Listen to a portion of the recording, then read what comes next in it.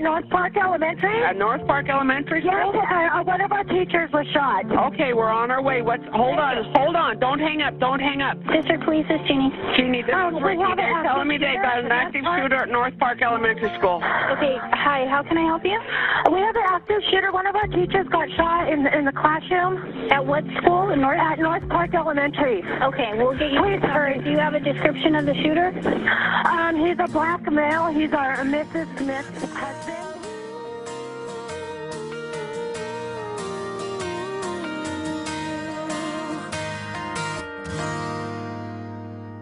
Staring again at the ceiling, and I'm watching you walk away. Watered eyes, shallow breathing, I don't think that it's right to wonder what's been going on without you, and what's new in your life. And obviously, you doubted me, did not give me a try.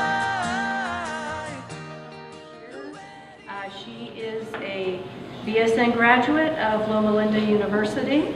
She is from Riverside, California. She has her master's in, she's getting her master's at Azusa Pacific and her FNP. That's what she's currently doing. She's also a school nurse. She works in the San Bernardino City Unified School District, and she's been working there since 2010. She has other areas, other cities and school districts where she's worked, but this is where she's working now. Her friends describe her and her colleagues describe her as a dynamo.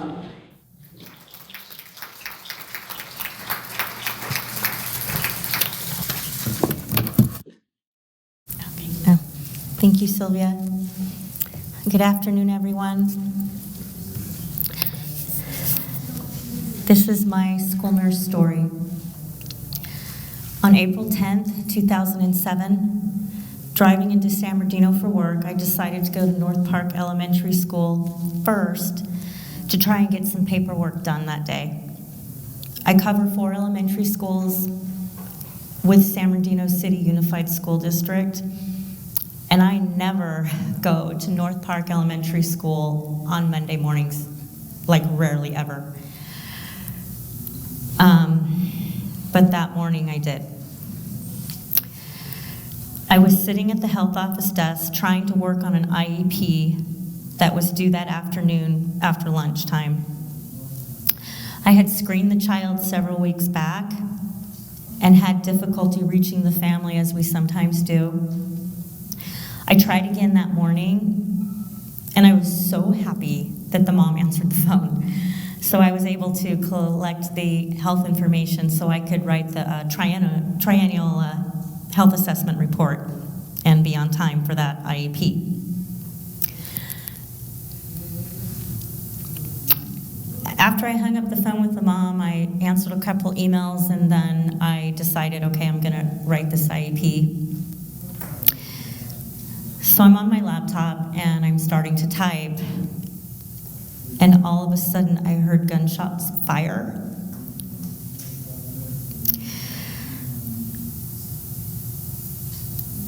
I think it was like 4 of them. And my first thought was, oh my God.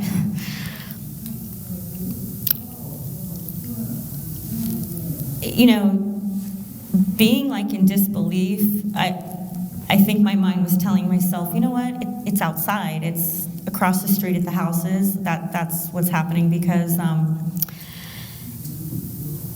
unfortunately in our school district, San Bernardino City Unified School District, hearing gunshots throughout the school day, like across the street at the houses, is a norm for San Bernardino. And I've heard stories of nurses telling me, we're on lockdown again. There's a shootout across the street from this elementary school. So I'm thinking that's what it is. So the first thing I do, because I'm like in a panic, I hide under the desk. We do earthquake, fire drills, earthquake drill, we hide under the desk. I don't know. I was kind of in disbelief of what I heard. So, and even though I had heard stories of other nurses saying that they've had these gun shootouts across the street in their elementary schools, that had never happened to me. So yeah, I was afraid. So I hid under the desk, and I immediately text Eric, our safety health officer, police officer for our district. Oh my gosh, I just heard gunshot. Please send help. And I don't know, maybe after I sent that text, it must have been it seemed to me like maybe 2 or 3 minutes later, then I started hearing more gunshots. And that time there was more than 4. It sounded like 6, 8, I'm in a panic, maybe even more. And at that moment when the second round started going off, I could hear the little children screaming bloody murder. And at that moment I realized, oh my God, the gunman is in the school. And so I'm thinking, well, how come when he shot the first round there's no screaming? So all I could think of was, oh my God, he walked into the office, he took out the staff, and then he headed for the classrooms. And that's why, in my mind, I'm thinking that's why all of a sudden you're hearing another round of gunshots go off, and I'm hearing these children scream. So at that point, I'm hiding under the desk, and I look out into my health office, and I'm just scanning the room, and I see the cot, I see the sink, and I see the refrigerator, and I see cabinets, and I'm thinking, oh, I can hide under that cot. And then I thought, no, that's not going to happen. I had recently attended an active shooter training with Rancho Cucamonga Police and Fire, and I specifically remember them telling us, wherever you're at and you're in a situation and you hear gunfire, you need to run for your life, okay? It's not a joke. And they said, if you can't run, you better find a good hiding place. So when I scanned that health room, looking around thinking, there's nowhere to hide in here, to my left is the handicap bathroom. So I ran in there and I locked the door. And I turn on the light, I look in the room really quick, and then I turned it back off. One, I didn't want anyone to know I didn't want the gunman to know that I was in there, so I had to turn that light off. But I also wanted to see if the big trash can was still in there. I don't know why, but there was a big trash can like the kind that we have, that we put out on the street for our trash, and it was like in the corner next to the toilet. And it was still there. So my first thought after I turned off that light was, I'm gonna hide in that thing. But when I had to walk a few feet because it's kind of a long bathroom. When I got to the trash can and I started to touch it, I don't know what was in it, but it would not move. So something was in there. So at that point I thought, well, I can't get inside it. So, I literally had to get next to it and put all my body force in just to get in between the wall and the trash can so I can hide. And so the minute I got down to hide there, I was in a ball. I was trying to get as close to the ground as possible because my fear was I could hear everything so vividly, and what I did later find out is that it was right next to me, that shooting. It was the classroom, right there.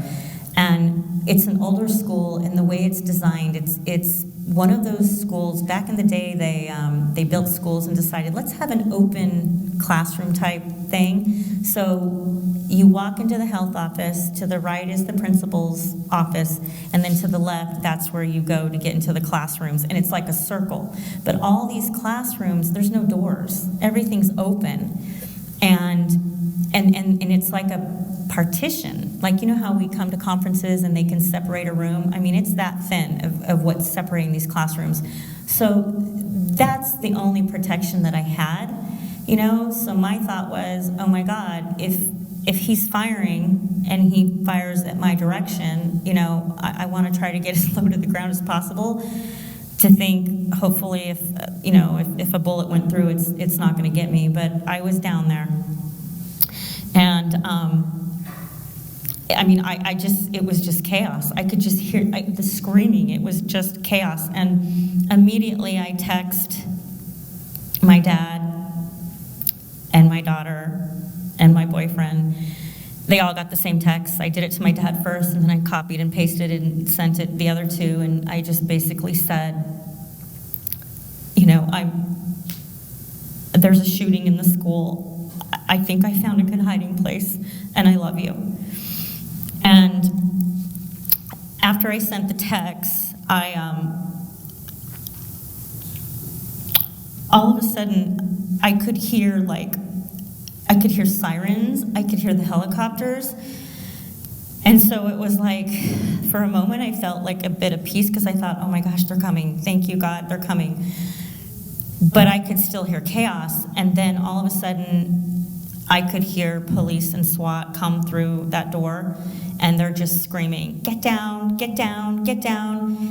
And then it was really strange. It kind of scared me because they come in yelling, and I hear all this ruckus, and then it stopped. I mean, it was complete silent, like nothing, like you could hear a pin drop. And I'm thinking, and that scared me because I thought, why is it so silent? What's going on? And so I'm just sitting there praying to God that my hiding place is good enough and that the gunman's not going to find me. When that second round of shooting was going off, and I'm listening, trying to pay attention to what's going on while I'm getting to my hiding place, next door to me is the library.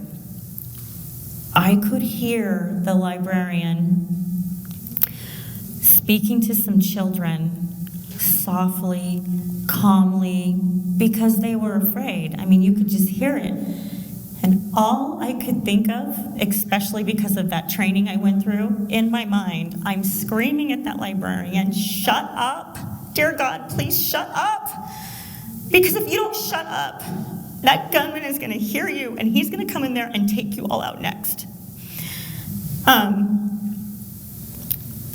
So, after the quietness stopped, remember, it's all open, classrooms. They go to the library first, and of course the door's locked because I could hear them trying to open the door, and they couldn't open it. So then the next thing I hear is they're just banging and banging, like trying to open the door. And, you know, I was like in complete shock and terrified for my life. So either they were saying it or they weren't. But I do not recall, and it was the police. At the time I didn't know that, but I don't recall them saying, this is the police, we're here to help you, open the door. I mean, they didn't say anything, you know. So for all I knew, it was the gunman trying to, you know, shoot other people.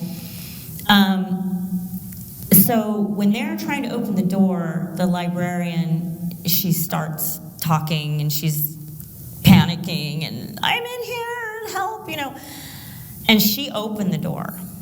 But the thing is, even though she opened the door, I mean, they immediately started yelling, who's in here? How many people are in here? You know, and she's like, it's just me and 4 kids. So that's how I knew there was like 4 kids in there.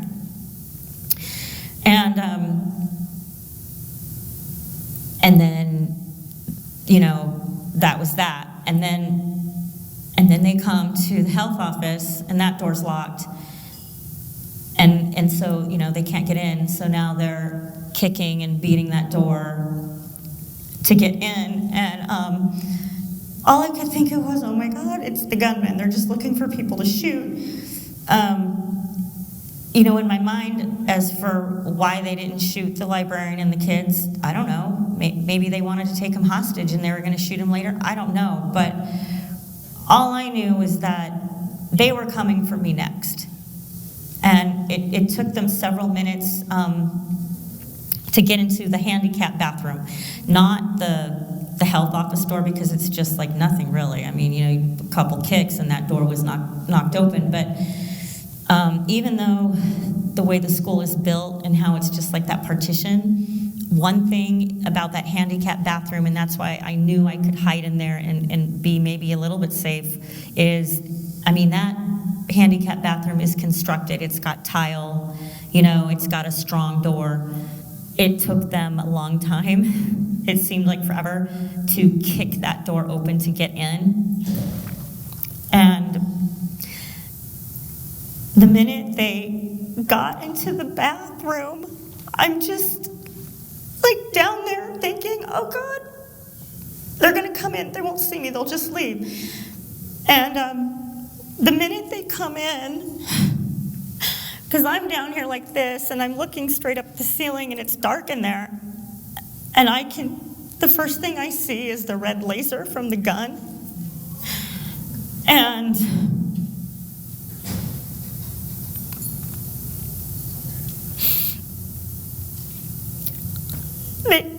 they didn't say anything, and then they kind of pushed the trash can, and then they knew that someone was back there, and then they just started yelling at me, put your hands up, put your hands up. And I was holding my phone like this. So the minute I put my hands up, my phone hit the tile floor. And that scared the hell out of me, because I thought, oh my God, now they're going to shoot me because they just hear a noise. For all they know, I have a gun, and I don't know. But they just kept yelling, and I said, I'm the nurse, I'm the school nurse. And then the other officer moved the trash can, and then they could see it was me. And the officer with the gun that I had seen first, the laser on the ceiling, was just standing there, and this red laser, it's just pointing right at me. And I'm just sitting there,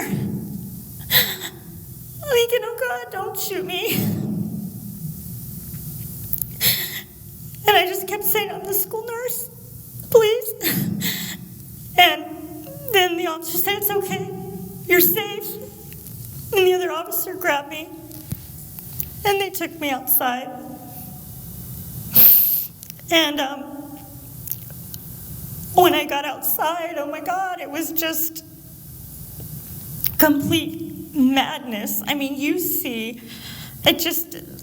all the police, all the SWAT, all the fire engines, ambulances, and the media. It was just everywhere. And also when I was walking out, when I looked to my right, because there's a grass field, the Life helicopter was there. Both of those kids supposedly were airlifted, I think, to Loma Linda. But I could see that helicopter right there. I didn't see any children or anything like that. I just saw madness, and they just kept telling me, it's okay, you're safe.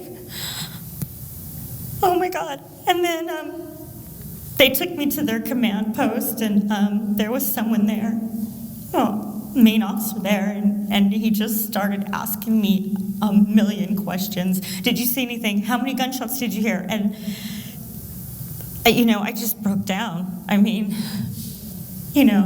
he's like, it's okay, just take your time. And I just gave him the best information that I could. And they took my name and my phone number, and they said, I know what you went through is really hard, but we really need you to write your story down, today. Just please, you know what? Take your phone and just record the story of what happened, and you can type it out later. And that's basically what I did, because they wanted that statement. So the story that I'm telling you today is like what they have.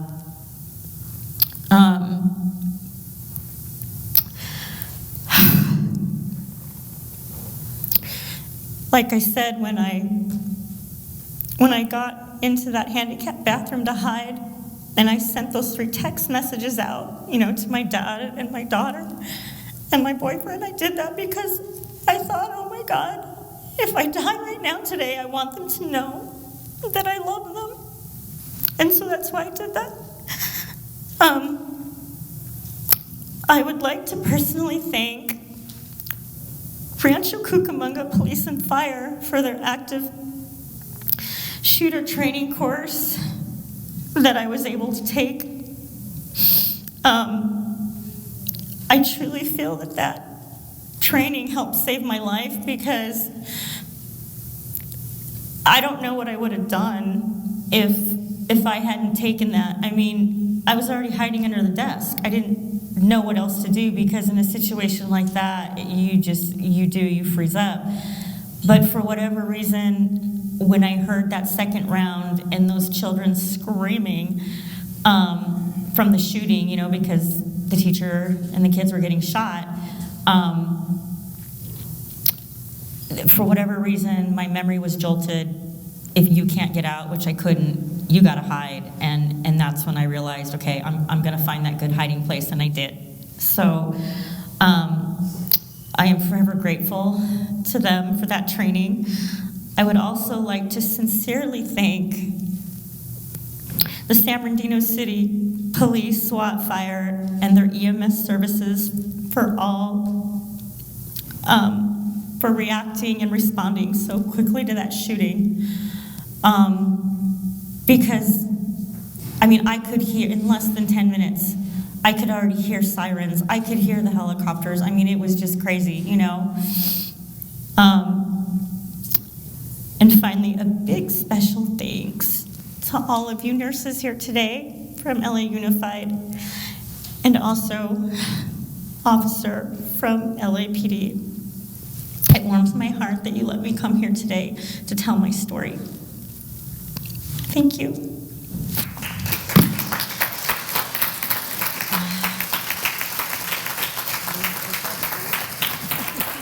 Okay.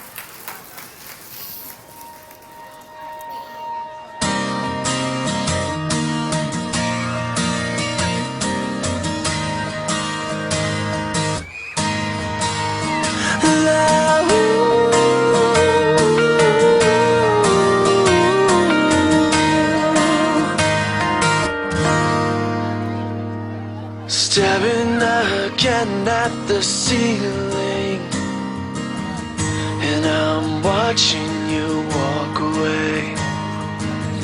Watered eyes, shallow breathing. I don't think that it's right to wonder what's been going on without you, and what's new in your life. And obviously